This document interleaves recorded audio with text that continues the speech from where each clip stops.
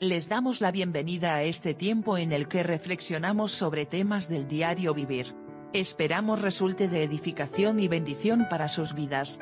Ya de antemano muchas gracias por permitirnos entrar a sus hogares. Vosotros también estad preparados, porque el Hijo del Hombre vendrá a la hora que no esperéis. Lucas 12:40.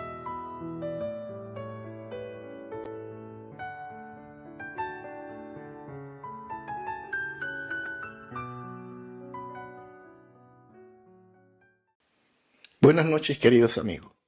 Cuando los hombres proclaman paz y seguridad. Este mensaje lo voy a basar en una presentación del Dr. David Wilkerson hace ya unos años atrás, el fallecido hombre de Dios. La palabra de Dios dice que cuando digan paz y seguridad, entonces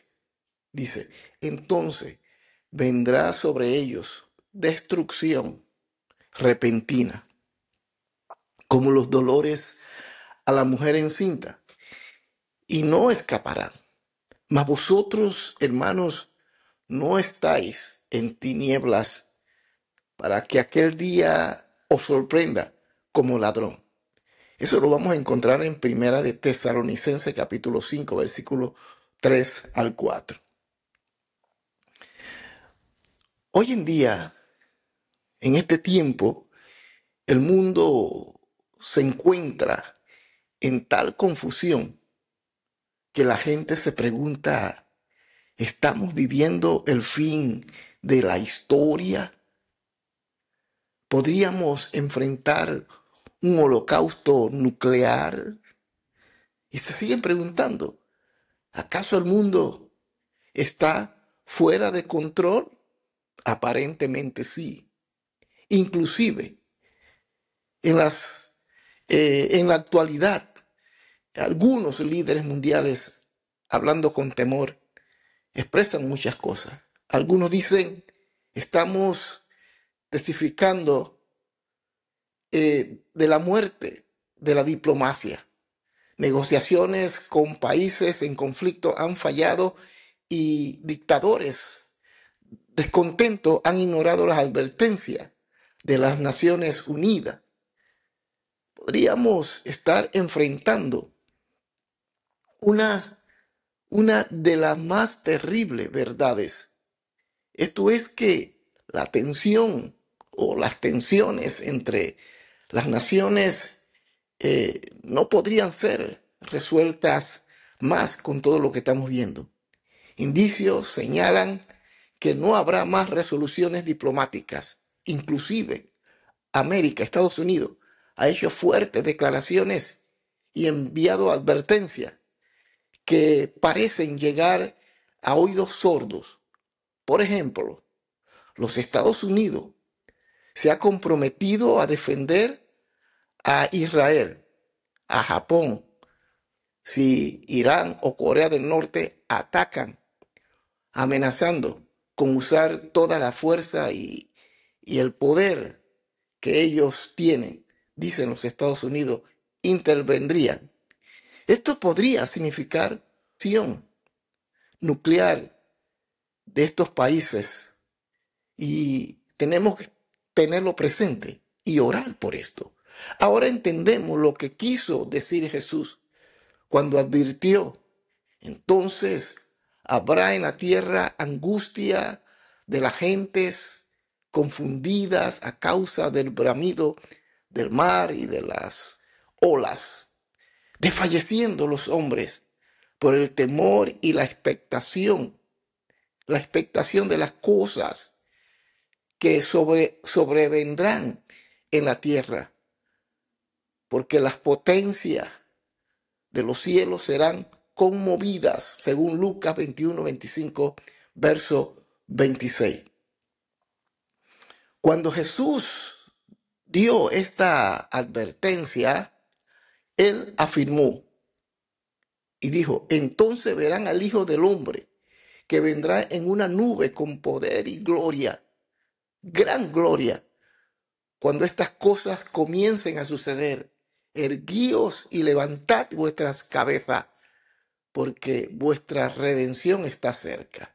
Eso lo encontramos en Lucas 21, del 27 al 28. Entonces, estoy convencido que todas estas terroríficas situaciones que hoy estamos observando acontecer en la tierra, huracanes, tsunamis, terremotos, cambio drástico del clima, terrorismo, amenazas nucleares, guerra, rumores de guerra, todo tiene que ver con la venida de Cristo. Más allá de las nubes, más allá de las nubes de guerra que se están formando, más allá de la oscuridad que está cubriendo la tierra, existe una nube que se está formando en el cielo. Y un día cercano, Cristo entrará por esa nube y se va a revelar a sí mismo ante el mundo entero. Cuando veáis que suceden estas cosas, sabed, dice el Señor, sabed que está cerca el reino de Dios. Según San Lucas, capítulo 21, versículo 31.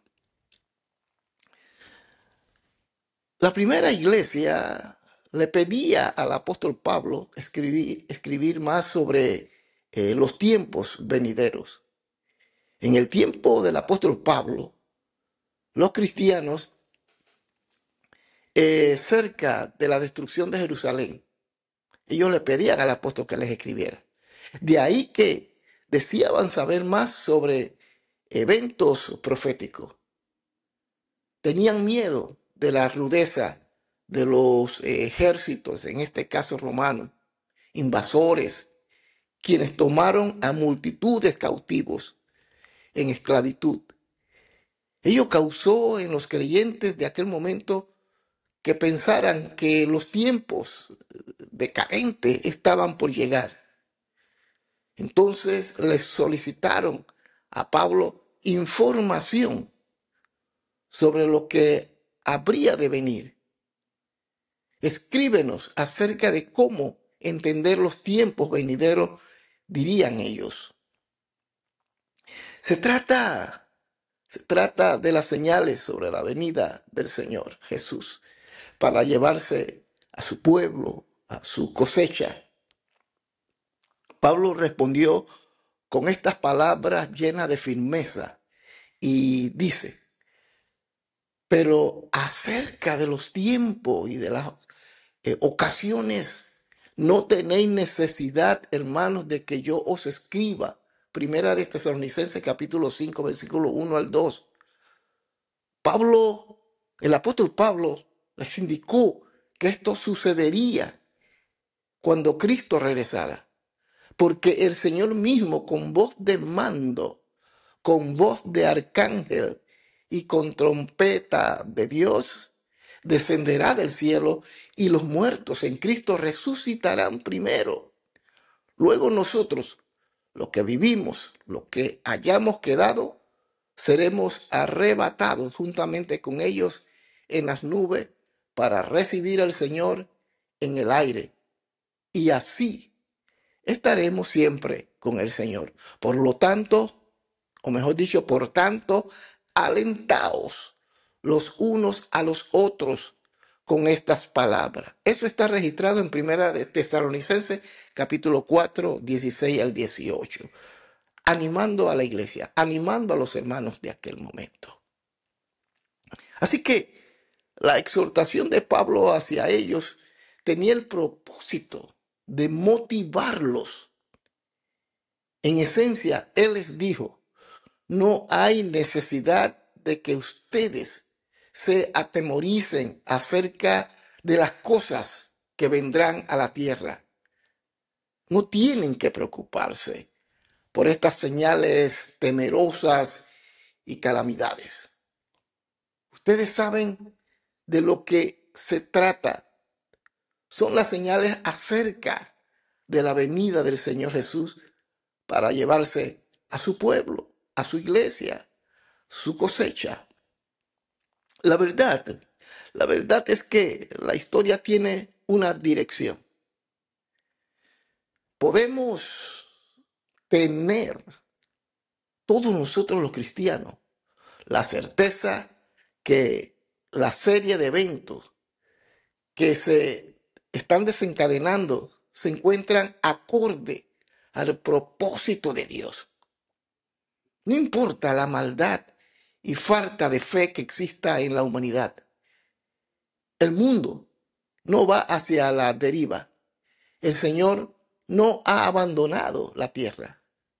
Por el contrario, Dios simplemente tiene el control del ritmo de los sucesos que estamos observando. Lo que observamos hoy en día es un cambio en la dirección de los eventos, los cuales están encaminados hacia un próximo acontecimiento divino, la recreación de un nuevo cielo y una nueva tierra, donde dice la Biblia que Cristo reinará supremamente por toda la eternidad. Y en eso descansa nuestra fe y nuestra esperanza. Los antiguos estoicos creían que el mundo pasaba por tiempos de recomposición. En sus mentes, al término de cada periodo, el mundo era destruido por una gran conflagración, decían ellos. Posteriormente, el mundo era restaurado a semejanza de sus inicios, y todas las cosas empezaban de nuevo, según ellos. En otras palabras, la historia se repetía una y otra vez. Las mismas estrellas seguían la misma órbita. Las mismas personas vivían de nuevo, con los mismos amigos, preocupaciones y experiencias. No todo era restaurado solamente por una vez, sino por la perpetuidad. Los seres humanos estaban atados a un camino del cual no podían escapar. Es decir, estaban atrapados. Las palabras del apóstol Pedro se oponen a esta forma de pensamiento estoico. Pedro nos dice que, de acuerdo con la promesa de Dios, que los cristianos esperamos cielo nuevo y tierra nueva, en los cuales mora la justicia, según 2 de Pedro capítulo 3, verso 13. Aunando a ello, afirma que si nosotros creemos en la palabra de Dios, entonces podemos saber que la historia se está encaminando hacia el día de la venida del Señor. Todo lo que está sucediendo se encamina hacia allá. Cuando los cielos encendiéndose serán deshechos y los elementos siendo quemados se fundirán, según 2 de Pedro capítulo 3, versículo 12. Pero el día del Señor vendrá así, como ladrón en la noche, en el cual los cielos pasarán con gran estruendo y los elementos ardiendo, dice el apóstol, serán deshechos, y la tierra y las obras que en ella hay serán quemadas, puesto que todas estas cosas han de ser deshechas. ¿Cómo no debéis vosotros andar en santa y piadosa manera de vivir, esperando y apresurándoos para la venida del día de Dios? Segunda de Pedro, capítulo 3, versículo 10, 11 y 12. Aquí, en este pasaje bíblico, aquí, el apóstol Pedro nos dice que podemos esperar un nuevo cielo y una nueva tierra, y que debemos estar expectantes a estas cosas que el Señor menciona. Al decir Jesús, cuando estas cosas comiencen a suceder, erguíos, erguíos y levantad vuestras cabezas, según Lucas 21:28. Se refiere al lugar donde debemos mantener nuestro enfoque como seguidores de Cristo. Nuestro foco no debe estar en los reportes de las noticias diarias. No debemos de remitirnos a los ámbitos de la guerra y rumores de guerra, ni tampoco, escuche, ni tampoco a la posibilidad de un accidente nuclear, ni a las cosas que habrán de suceder en la tierra, porque van a suceder, tal como lo dice las Sagradas Escrituras. Esto significa que el pueblo de Dios no debe temer del Islam ni de cualquier otro ismo. Hoy en día, los musulmanes de la yihad proclaman haber recibido una palabra acerca de que su gran imán, quien al parecer va a aparecer, pero acuerdo con ellos, él les ha dicho que esto no sucederá hasta que el mundo se encuentre en total caos, dicen ellos, dice el imán. Esto explica por qué muchos ayatolás y muliad están detrás de actos terroristas planeados y llevados a cabo para crear un gran desorden, un caos. Aunado a ello, se encuentra el destruir Israel a través del acto terrorista más grande posible, pues este conduciría al mundo al caos. O sea que la esperanza de ellos está basada en el caos. Todos estos hechos nos remiten a las palabras mencionadas por Jesús, Pablo y Pedro. Los argumentos musulmanes acerca de tomar el dominio del mundo, sus actos terribles de asesinato e intolerancia, son tan solo un eco de lo que Dios tiene preparado para todos.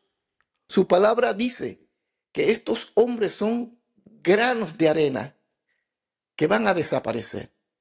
Tan pronto como sopla en ellos, se secan y el torbellino los lleva como hojarasca, según Isaías capítulo 40, verso 24. Los musulmanes del yihad cimientan su esperanza trayendo caos, pero con un simple soplo Dios es capaz de eliminar toda potestad. La verdad es que ellos solamente están apresurando la venida del único verdadero Mesías, del creador del mundo y de todo lo que en él existe.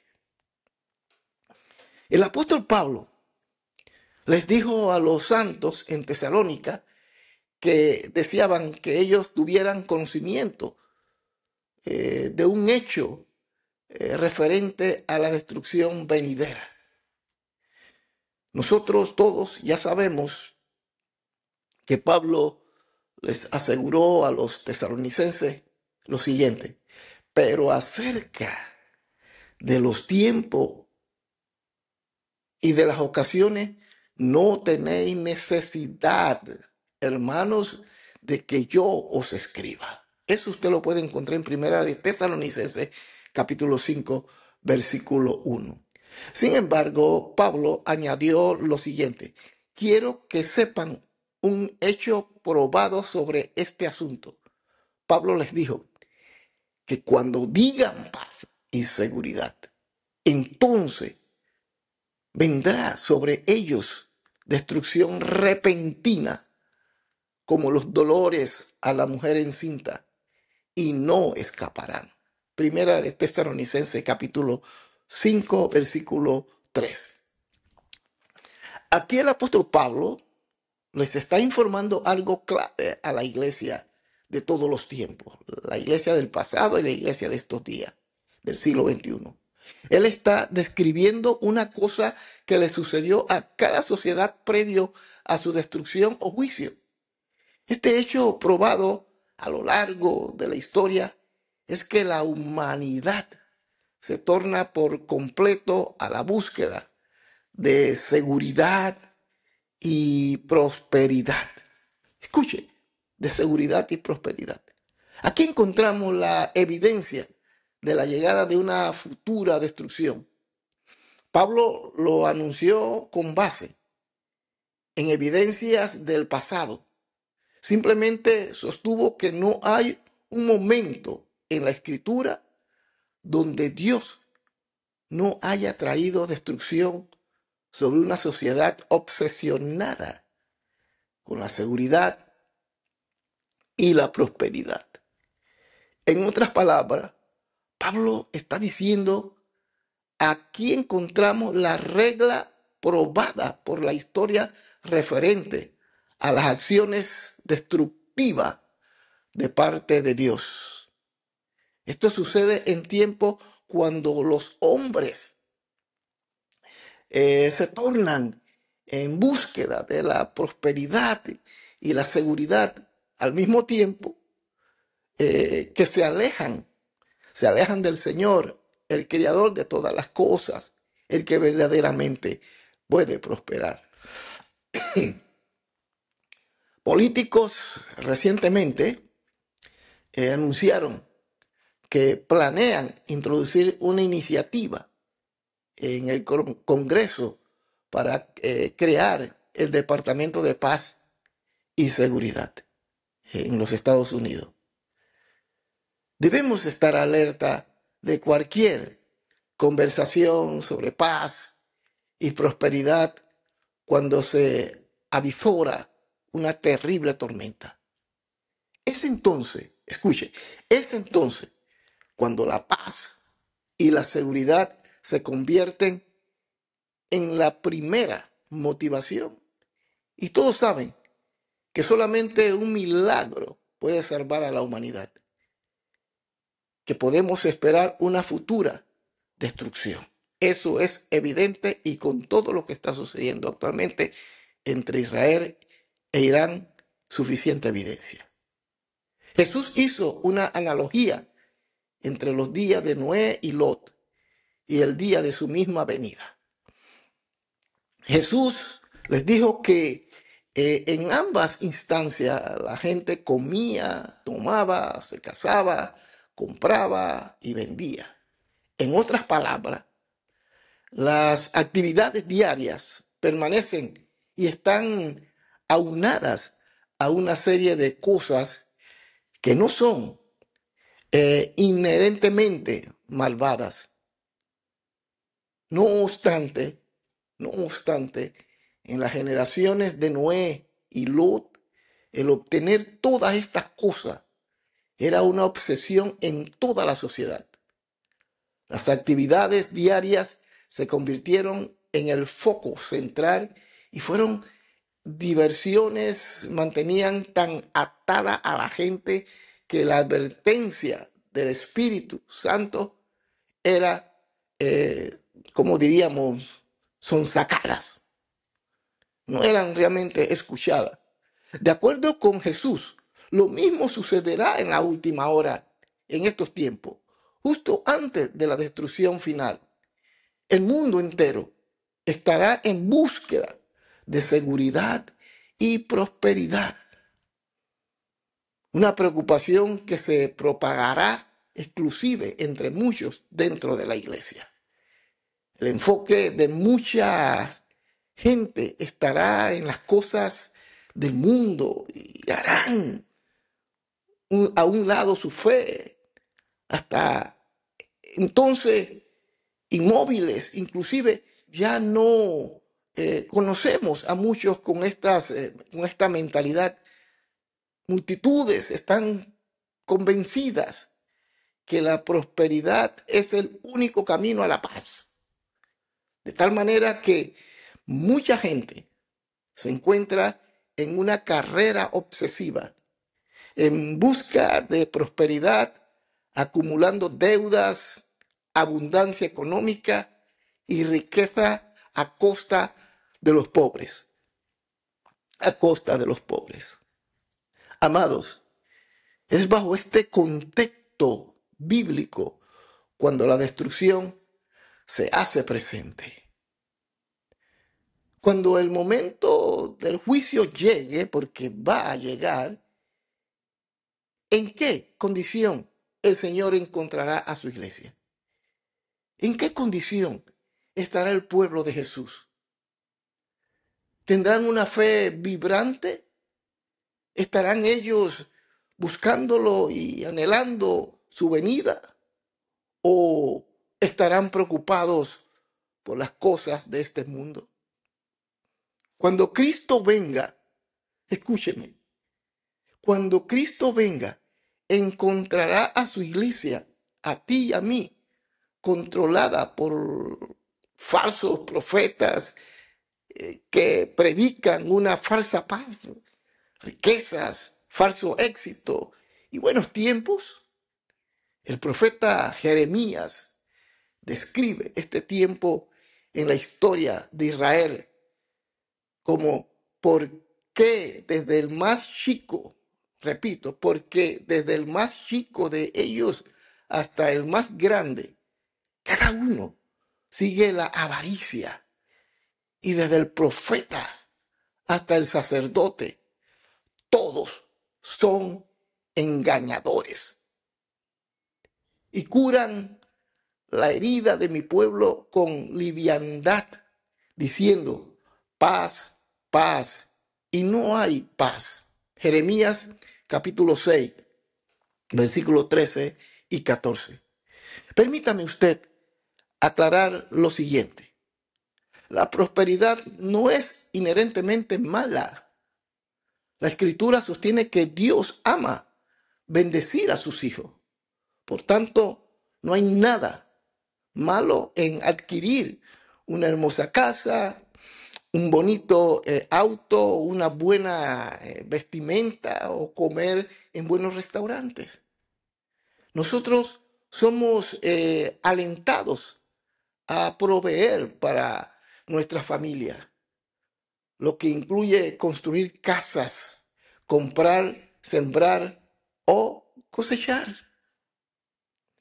Cuando estas cosas empiezan a consumirnos, absorbiendo nuestro tiempo, pensamiento, energía, actividades, evitando buscar a Dios, nuestros corazones empiezan a endurecerse. Usted observe cómo vivir con comodidades no es suficiente. Cuando comprar, vender, hacer dinero preocupan nuestra mente y alma, la tibieza se hace presente.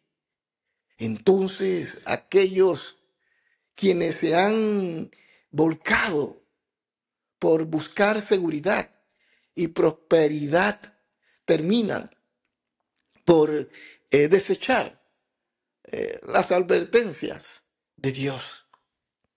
Las advertencias de Dios.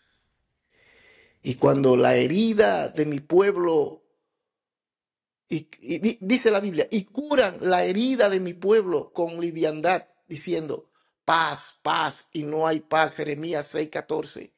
Así dijo Jehová de los ejércitos, ¿a quién hablaré y amonestaré para que oigan? He aquí que sus oídos son incircuncisos, y no pueden escuchar. He aquí que la palabra de Jehová le es cosa vergonzosa, no la aman. Puse también sobre vosotros atalayas que dijesen, escuchad al sonido de la trompeta. Y dijeron ellos, no escucharemos. Jeremías 6, capítulo 6, versículos 9, 10 y 17. Mire usted, cuando Noé profetizó que una gran destrucción vendría, fue mofado por su generación. A través de la historia bíblica, atalayas caminaron por las calles advirtiendo sobre los juicios venideros profetizados al pueblo de Dios.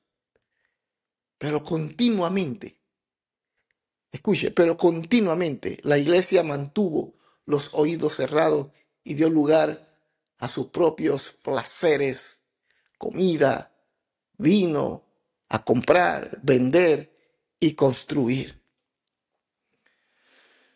Francamente, queridos hermanos, estoy asombrado de la dureza que observo en muchos cristianos hoy en día, sobre todo aquellos que una vez estuvieron llenos del fuego de Dios.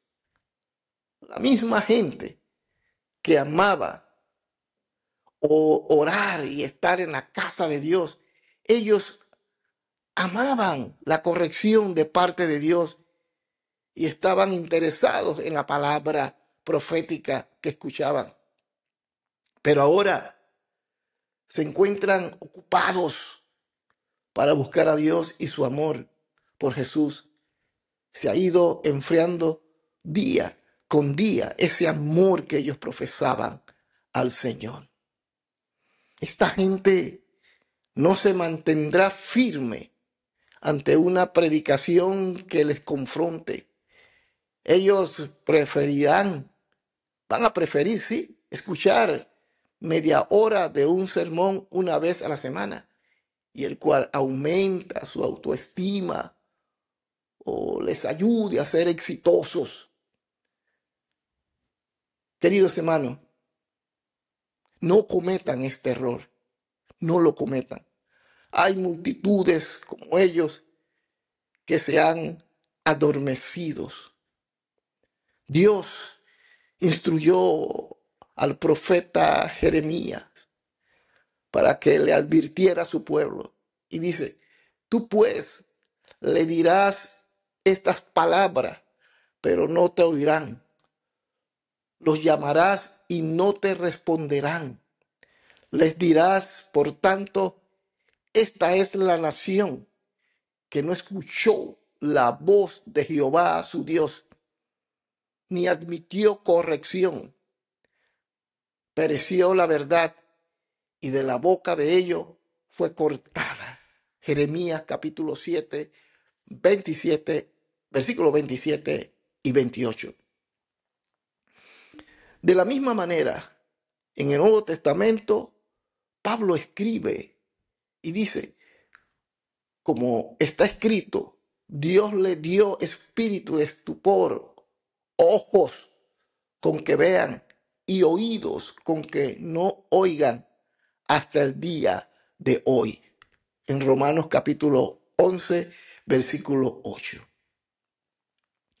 La pregunta es, ¿por qué existen estas despreciables advertencias proféticas? ¿Por qué muchos cristianos que en su momento fueron entusiastas hoy se han alejado a la corrección de parte de Dios? ¿Por qué existe esta ceguera sobre el juicio?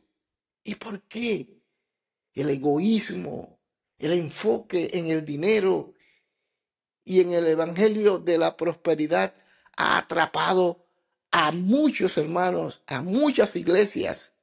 ¿Por qué? Una razón puede ser, que hay un creciente número de ministros actualmente se han apartado de predicar sobre la cruz. El mensaje sobre un Cristo en sufrimiento, desamparado, ensangrentado, sin hogar, se han convertido en una ofensa. El llamado al sacrificio, tomar la cruz, de estar abiertos al rechazo por el nombre de Jesús, convertirnos en un sacrificio vivo, el morir a nosotros mismos, el arrepentirnos, el ser humildes, el crucificar la carne. Todos estos temas han sido evadidos por predicadores del evangelio de la felicidad y la riqueza. De tal manera que todas las advertencias apostólicas acerca de estar listo a la venida de Cristo, tener nuestras lámparas encendidas para prepararnos para conocer al novio, estar despierto y redimir el tiempo, porque la hora está cerca y porque Él vendrá por aquellos que lo buscan y lo aman su presencia. De todo esto no se habla, ya no se habla más en nuestros altares, en nuestros púlpitos, lamentablemente. ¿Dónde concluye esto? En semana reciente, uno de los predicadores más famosos, perteneciente al movimiento de la prosperidad, dijo sobre la santa palabra de Dios lo siguiente, abro comillas, dice, la Biblia es solamente un camino hacia la riqueza. ¡Qué aberración! Otro predicador ha prometido, ven a mi iglesia y te aseguro que llegarás a ser rico. Madre mía, el mundo secular ridiculiza este tipo de evangelio. Sí, lo ridiculiza. En un periódico en Atlanta, en una edición, en un journal, alguien publicó lo siguiente. Se publicó un artículo titulado El Mesías rico del Evangelio de la Prosperidad. La idea detrás de este artículo era que los predicadores de la prosperidad hoy sostienen que Jesús era un hombre rico porque él sostenía a sus 12 asociados o apóstoles y pagaba por sus gastos de viaje. De acuerdo con esta teoría, la vestimenta de Cristo tuvieron que ser costosas para que los soldados romanos se la arrebataran. Y dice, y Jesús mismo tuvo que ser rico, pues su séquito requería de un administrador. En este caso era Judas, quien estaba encargado del grupo de la finanza. Aunado a ello, Jesús tuvo que ser rico para poder apoyar a su mamá después de su muerte. Él no pudo ser vagabundo, sigue diciendo el escrito, pues nadie ha escuchado de un carpintero que no haya construido su propia casa. También menciona que actualmente se descubrió un viejo documento que dice que 200 reyes visitaron el pesebre de Jesús. Estos reyes llegaron con regalos de oro para el niño Cristo. Finalmente, el artículo dice que los predicadores, escuche esto, los predicadores de la prosperidad afirman que Jesús no pudo ser pobre, porque las escrituras sostienen que las palabras del hombre pobre se olvidan rápidamente. Entonces, ¿cómo las palabras de Jesús son recordadas? ¿Y cómo nadie puede seguir a un hombre que está en quiebra? Él tuvo que ser rico, dicen ellos, sostienen ellos.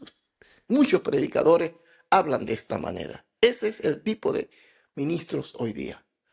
Todo esto me estremece, me remonta a Jeremías 6:13 y dice, porque desde el más chico de ellos hasta el más grande, cada uno sigue la avaricia y desde el profeta hasta el sacerdote, todos son